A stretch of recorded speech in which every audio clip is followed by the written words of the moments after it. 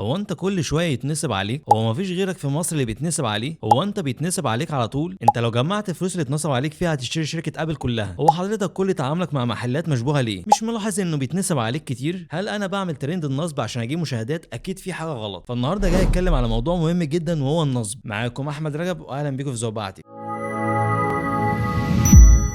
هحكي لكم الموضوع كانه قصه. ليه بعض الناس قالت الكومنتات دي عني؟ ويعذروني لو انا انفعلت شويه في الفيديو ده. اول مره نزلت فيديو عن النصب لما اشتريت المكتب اللي ورايا ده، كنت خليت صفحه اونلاين تعمل لي المكتب ده ب 9000 جنيه عموله. بس اللي حصل ان المكتب لما جالي كان متهربد، والراجل اللي عمل لي المكتب تقفيله وحش جدا. زي مثلا الاقي لوح الخشب كله متخربش، والاقي الادراج كلها مخرمه من الجناب، وكمان الاقي درج داخل لجوه قوي ودرج طالع لبره. فالشغل كان تقفيله ضايع ودافع فلوس كتير. تاني مره بقى اتنصب عليا لما اشتريت الكرسي ده، كنت دافع فيه 7200 جنيه، وده المحل الوحيد اللي انا قلت اسمه انه نصب عليا، عشان انا كنت كل يومين ثلاثه بكلم الراجل ده لمده 4 شهور. القعده بتاعت الكرسي كان فيها صراصير كتير، وغير كمان ان الكرسي كان فيه كسر، وكل ما اقول له يغير الكرسي يكبر دماغه. فانا طبعا مش هروح ابوس على ايده واقول له تعالى حل لي المشكله، لان هو بعت لي كرسي مركون عنده، والمفروض ان هو بيبيع لي الكرسي جديد. فقدمت شكوى في حمايه المستهلك وعملت الفيديو بتاعه، وبعدها الحمد لله حمايه المستهلك اتدخلت وحلت المشكله خلال شهرين. بس لما الراجل ده بعت لي جزء تاني من القعده وصلت لي مخرمه، فقفلت بوقي وما رضيتش اتكلم في الموضوع ده تاني، وقلت خلاص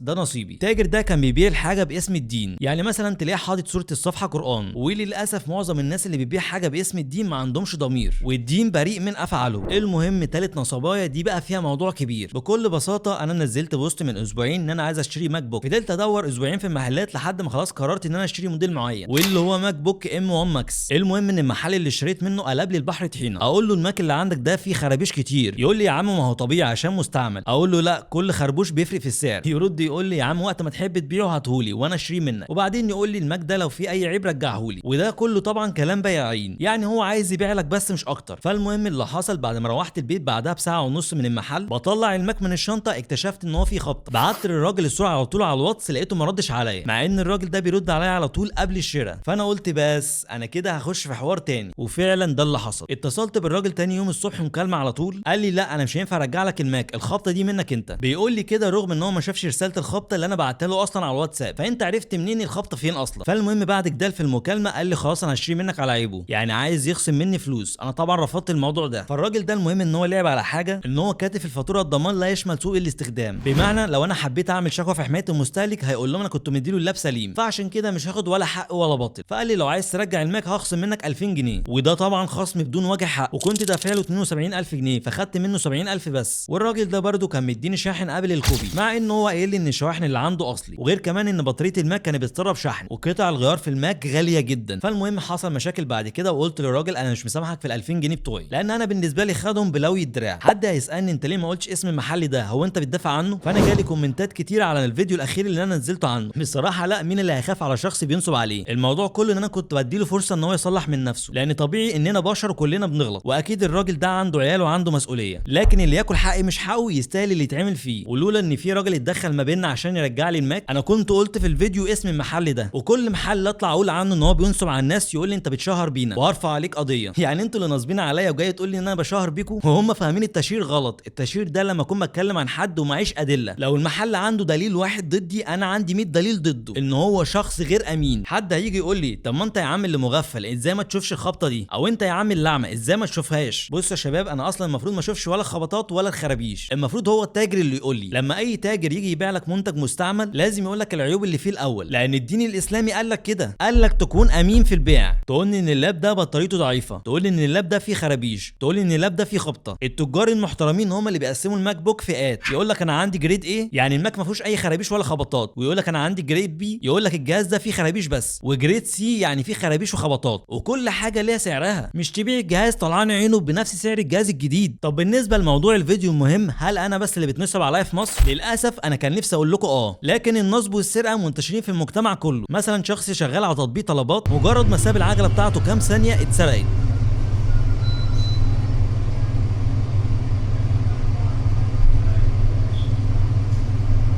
حسبي ونعم الوكيل والله بجد. ايه ده؟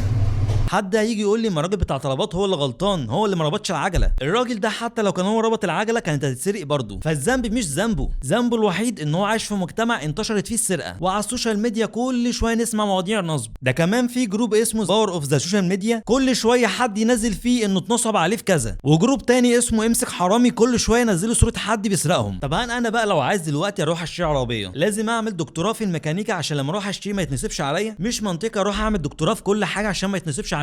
يعني انا اول مره اشتري ماك وده اللي حصل، وللاسف مش ده التاجر الوحيد اللي بيعمل كده. انا جالي كومنتات ان في ناس اتنصب عليها بنفس الطريقه. فيا شباب لما تلاقوني ان انا بنزل نصب كتير مش معناه ان انا عايز اطلع ترند، لان ملايين المشاهدات اللي انا بجيبها اصلا جايبه لي $30 في الشهر، اللي هم حوالي ما كملوش 2000 جنيه اصلا. وانا الناس دي بعمل حسابي ان انا اديها فرصه. ومن كام يوم في صفحه اسمها ايفري جيم اتعاونت معايا ان هي بتبيع اشتراكات العاب للناس، ولما لقيت الصفحه دي نصب على ناس كتير قبل كده مسحت الفيديوهات بتاعتهم من عندي ونزلت بوست على القناه قلت ان هم نصابين، وقلت كمان اعملوا ابلاغ للفيديو بتاعي اللي عندهم على الصفحه. وهتلاقي برضو صفحات تانية بتبيع اكونتات العاب برضو نصابين. وفي واحد على الواتساب كلمني ان انا عايز اعمل له دعايه للموقع بتاعهم بيبيع برضو اشتراكات العاب، وانا رفضت تماما. انا مش هحط ايدي في اي حد بياكل سحت حتى لو كنت محتاج الفلوس دي جدا. وكمان مش بس التجار اللي نصابين، ده كمان المستخدمين بينصبوا. زي مثلا لما حصلت ازمه الرامات وغلي، المستخدمين كانوا بيروحوا يشتروا لابات من امازون وبعدين يقوموا خالعين الرامات بتاعتها، وعشان هم ليهم استرجاع لمده 14 يوم كانوا بيرجعوا اللابات دي لامازون، ودي اسمها سرقه. فكله عمال ينصب على كله، ما بقاش في امانه. فالموضوع كبير قوي يا شباب، كبير جدا. النصب كتير بشكل بشع، بس انا اللي قررت اطلع اتكلم. فخلينا اختم باللي انا عايز اقوله في الفيديو ده.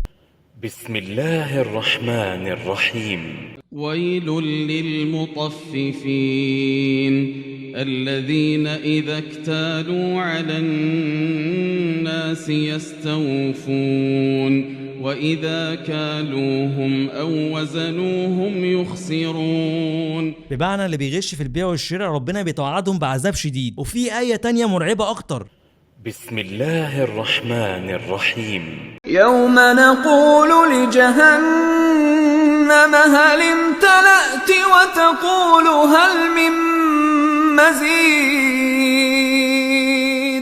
انت متخيل معنى الآية دي؟ مرعب جدا، ان في ناس كتير جدا هتخش النار. مين بقى اللي هيخش النار؟ اللي بيحصل دلوقتي ده مين اللي هيدخل النار؟ فيا شباب اللي بيستحل حق حد سواء مستخدم او تاجر يرجع حقوق لاصحابها. اللهم قد بلغت اللهم فاشهد. يا رب الفيديوهات الجايه تكون احسن، واستنوني في شرح جديد.